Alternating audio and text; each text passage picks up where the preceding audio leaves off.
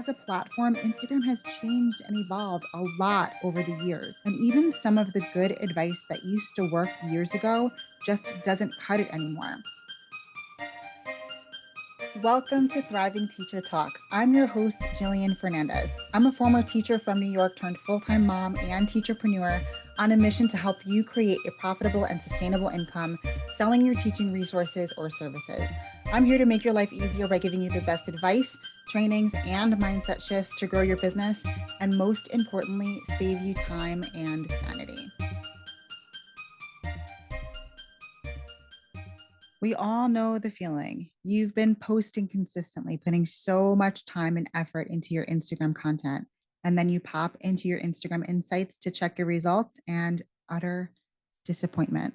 Okay, maybe it's not quite that dramatic, but I still think we can relate to that feeling. If you've ever felt like you're doing everything you possibly can, following all the tips and advice and strategies and still not growing, trust me, you're not alone. Unfortunately, even if you're putting in all of the time and energy into growing your Instagram, you still might not see the results that you're looking for if you're making one of these three mistakes that I'm going to talk to you about in today's episode. This is why you might not be growing on Instagram. Mistake number one is following hacks instead of humans. So there's a lot of bad Instagram advice out there. Trust me, I spend a lot of time, probably too much time on this side of the internet. Now, I'm not saying that this advice is being given intentionally to mislead people, but the thing is, as a platform, Instagram has changed and evolved a lot over the years. And even some of the good advice that used to work years ago just doesn't cut it anymore. Some of the most popular hacks that are going around never really that effective. They just sort of seemed like they should be. So they got shared around a lot because unfortunately, a lot of people share Instagram advice because they've just heard it before a lot of times. And then they're telling you about them rather than them actually having experienced it working, which is why it's good to follow people like me that share their insights and actually show you my method for experimenting and figuring out what works and what doesn't. Honestly, there could be a whole laundry list of cheap tricks and hacks that don't really work, but still get shared around in the community for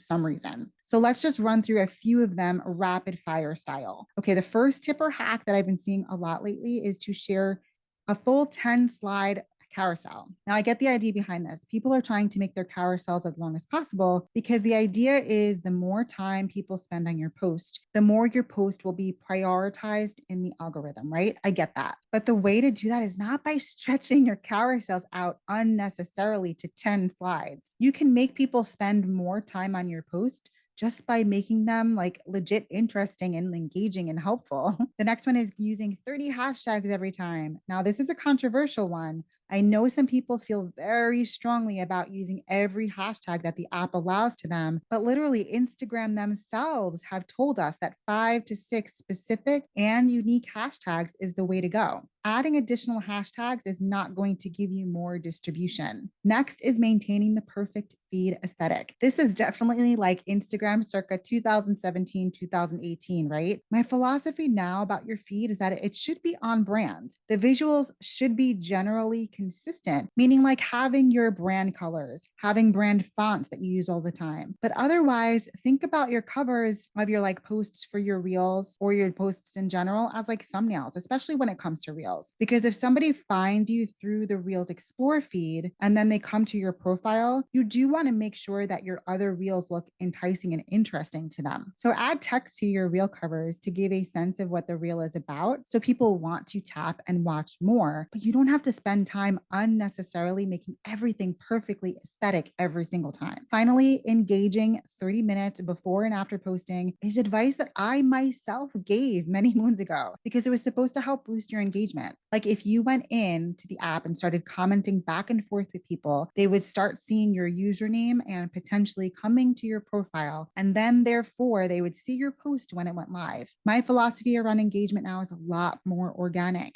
I think that you should set aside some time to reply to your comments and your DMs every single day. So that way you can stay in touch with your audience. Obviously, you want to have it be a two-way street. You can't just expect people to comment on your post, but then never actually reply back to them. However, I do not think that it is necessary to be as strict as doing it exactly 30 minutes before and after you make any post. I think you can just do it whenever works best for you. Overall, whether the hacks are new or old, they sort of seem to make sense, but overall they don't really matter.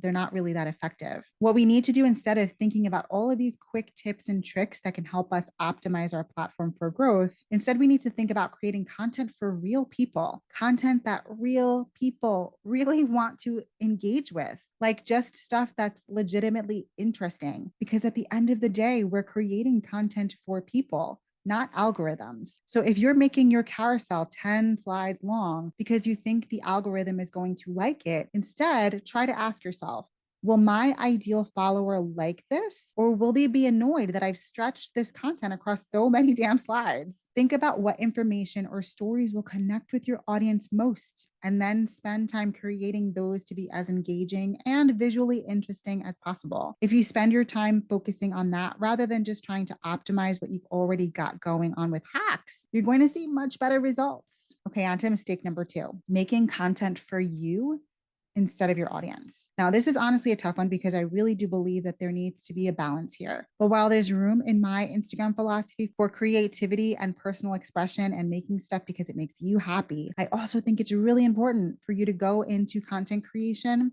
thinking about your audience, and most of the time, your audience first. Let me give you a specific example of this mistake that I see quite a lot. Teacher sellers who are looking to integrate content creation into their marketing strategy sometimes run into this mistake. If you spend too much time sharing about the behind the scenes, the story of how you became a teacher seller or teacherpreneur, tips and tricks for how you got into business, then you might accidentally be attracting your competition to your content rather than your customers. So, for example, you might be creating math resources for your TPT store. So, it might seem like a great avenue for content to share all the behind the scenes, like how you create your resources, design hacks in PowerPoint or Canva, time saving strategies for your creation process. That's part of your story. And that might be the kind of stuff you feel excited to create as well. But by creating that, you're going to end up attracting an audience of people who are looking for business advice, not math resources. Or let's say you've created this course on classroom management. If you post all your course creation process, like how to's on how you grew your email list, how you got started with your course platform, etc., you'll attract an audience of aspiring course creators, not teachers who are looking for classroom management help. This is where it becomes really important to have a crystal clear idea of who your target audience is and what kind of content they might want to see from you. That's how you're going to determine your content pillars rather than just thinking about what kind of stuff you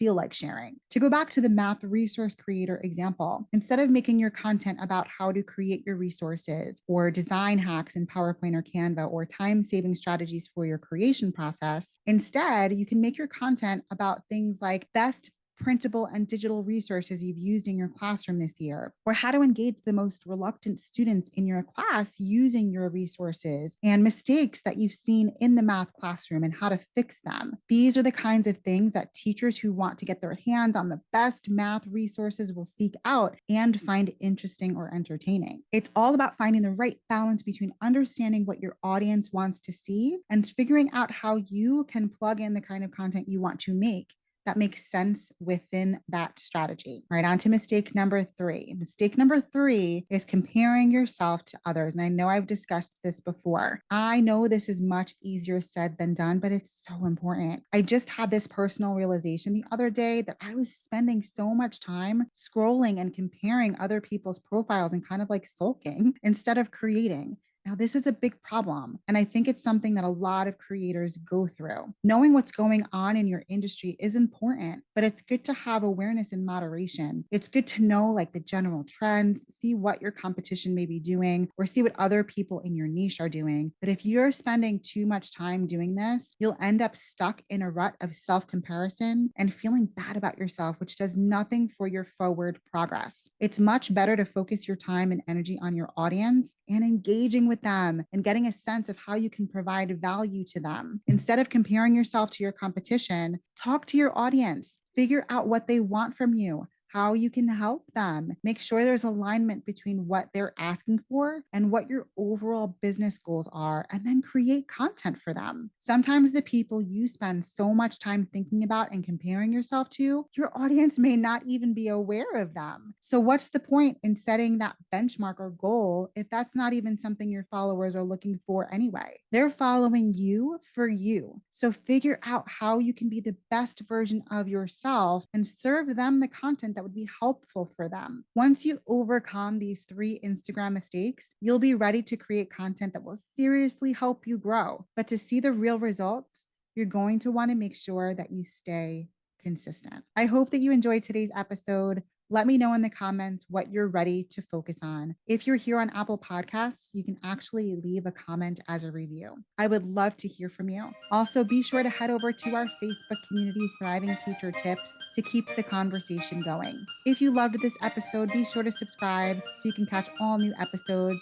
Please leave a review if something resonated, or even just send me a DM. It means the world to me to hear from you. Thank you for letting me into your business and your life today. We are going to love growing together as you create a profitable and sustainable income selling your teaching resources or services. I'm so honored to be here to make your life a little bit easier with the best advice, training, and mindset shifts to grow your business, and most importantly, save you time and sanity. And I'll see you in the next one.